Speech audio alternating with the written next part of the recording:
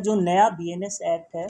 163 वो ज़्यादा ड्रैकोनियन है 144 आईपीसी है कि अगर उल्लंघन हुआ है भले ही कोई नुकसान ना हो, वैसी स्थिति में ये कानून आपके ऊपर लगाया जाएगा और आपके ऊपर प्रोसिक्यूशन इसके तहत होगा। एक 163 बीएनएस के अंदर आप ये स्कोप भी नहीं ले सकते हैं। क्यों? क्योंकि उन्होंने सीधे सीधे प्रोवाइजो ये डाल दिया है, क्लियरली डाल दिया है कि अगर उल्लंघन किया गया है, भले ही उससे कोई नुकसान ना हुआ हो, भले ही वो रीजनेबल रिस्ट्रिक्शंस के अंदर भी हो, भले ही वो लिमिटेशंस आप पुलिस की गाइडलाइंस और रूल्स को फॉलो कर भी रहे हो, उन्होंने जो ऑर्डर में चिन्हित किया है, लेकिन तब भी आपके ऊपर प्रोसिक्यूशन होगा। मैं एडवोकेट हरीश कुमार गौतम, क्रांतिकारी युवा संगठन की तरफ से 2-3 चीज़ें मुख्य तौर पे इंगित करना चाहता हूँ। ख़ास तौर पे जब हम धारा जो बीएनएस की धारा 163 की जब हम बात कर रहे हैं और जो पहले आईपीसी में 144 हुआ करती थी, उसके संबंध में भी कुछ चीज़ें यहाँ पे बताना चाहूँगा जो बहुत ही जिस पे चर्चा नहीं हो रही है इतनी। एक बात तो हम खास तौर पे जानते हैं, जब सरकार ये बीएनएसएस और जब नए क्रिमिनल एक्ट्स को कानूनों को लेके आई, तो सरकार का ये जोर शोर से ऐलान था कि नहीं, हमने कॉलोनियल जो हमारे ऊपर राज था, कॉलोनियल हमने रूल से हम एक हट गए हैं, हम ज़्यादा डेमोक्रेटिक हो गए, क्योंकि हम यहाँ पे एक श्रिंकिंग डेमोक्रेटिक स्पेस की बात करें तो यहाँ पे एक बहुत आवश्यक चीज़ मैं इंगित ये करना चाहूँगा, जो नया बीएनएस एक्ट है 163 वो ज़्यादा ड्रैकोनियन है 144 आईपीसी से।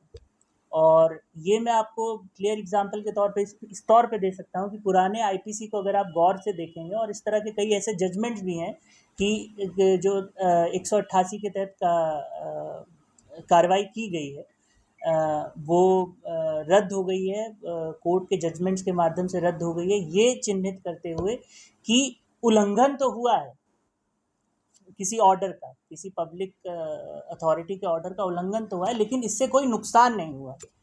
144 में ये चीज़ लिख के आ रही है ऐसी, और जजमेंट्स में इस चीज़ को इंगित किया गया है, विभिन्न जजमेंट्स में इसको इंगित किया गया है, और इसके कारण से केस रद्द हो जाते हैं, ख़त्म हो जाते हैं। 163 बीएनएस ज़्यादा ड्रैकोनियन इसलिए है क्योंकि उसमें एक प्रोवाइजो जोड़ा गया है, जो पूरे सेक्शन के ख़त्म होने, मेन सेक्शन के ख़त्म होने, बाकी चीज़ें सेम है, लास्ट में एक प्रोवाइजो जोड़ा गया है जिसमें क्लियरली ये बात कही गई है कि अगर उल्लंघन हुआ है भले ही कोई नुकसान ना हो, वैसी स्थिति में ये कानून आपके ऊपर लगाया जाएगा और आपके ऊपर प्रोसिक्यूशन इसके तहत होगा। अब इससे क्या इफेक्ट होने वाला है, उदाहरण के अगर मैं इसको एक प्रैक्टिकल एग्जांपल के तौर पर समझाऊं कि जो भी पुलिस के ऑर्डर्स होते हैं, इस तरह के पुलिस ऑर्डर्स एक वर्ड यूज़ करती है, रीजनेबल रिस्ट्रिक्शंस, ठीक है, और विभिन्न जजमेंट्स में भी इस चीज़ को इंगित किया गया, रीजनेबल रिस्ट्रिक्शंस इम्पोज किए जाएं, जो लोग अगर प्रोटेस्ट करने आ रहे हैं तो लिमिटेशंस में रहें, रीजनेबल रिस्ट्रिक्शंस को फॉलो करें, कोई लॉ एंड ऑर्डर की प्रॉब्लम ना क्रिएट करें, और ऐसी सिचुएशन में वो प्रोटेस्ट कर सकते हैं। 144 के तहत ये स्कोप मिल जाता था। अब एक 163 बीएनएस के अंदर आप ये स्कोप भी नहीं ले सकते हैं। क्यों? क्योंकि उन्होंने सीधे सीधे प्रोवाइजो ये डाल दिया है, क्लियरली डाल दिया है कि अगर उल्लंघन किया गया है, भले ही उससे कोई नुकसान ना हुआ हो, भले ही वो रीजनेबल रिस्ट्रिक्शंस के अंदर भी हो, भले ही वो लिमिटेशंस आप पुलिस की गाइडलाइंस और रूल्स को फॉलो कर भी रहे हो, उन्होंने जो ऑर्डर में चिन्हित किया है, लेकिन तब भी आपके ऊपर प्रोसिक्यूशन होगा। तो ये एक बहुत ड्रैकोनियन चीज़ है, इसको मुझे लगता है बहुत खुले तरह से उठाया जाना चाहिए, और ये खास तौर पे जब श्रिंकिंग डेमोक्रेटिक स्पेसेस की बात हो रही है, ये बहुत ही इस चीज़ को सामने लाने की आवश्यकता है। क्यों ये बात मैं कह रहा हूँ? क्योंकि एक तरफ तो संवैधानिक अधिकार है आर्टिकल 19 के तहत हमें कि फ्रीडम ऑफ स्पीच, एक्सप्रेशन, वहीं पे एक तरह से कहा जाए राइट टू लाइफ का भी हिस्सा माना जाता है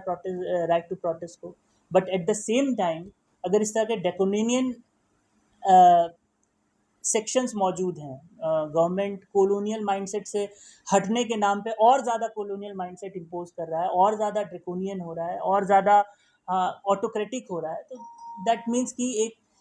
इस तरह के कार्यक्रमों की, इस तरह के संगठनों की, इस तरह के समूहों को खुल के सामने आने की एक बहुत ज़्यादा ज़रूरत है। और जो साफ तौर पे गवर्नमेंट की डुअलिटी है, जो साफ तौर पे दिखाई पड़ रहा है कि गवर्नमेंट बोलती कुछ है कि और होता कुछ है, जिसको कहा जाता है कि हाथी के दांत खाने के और दिखाने के और। तो ये साफ तौर पे इस गवर्नमेंट में दिखाई पड़ रहा है। और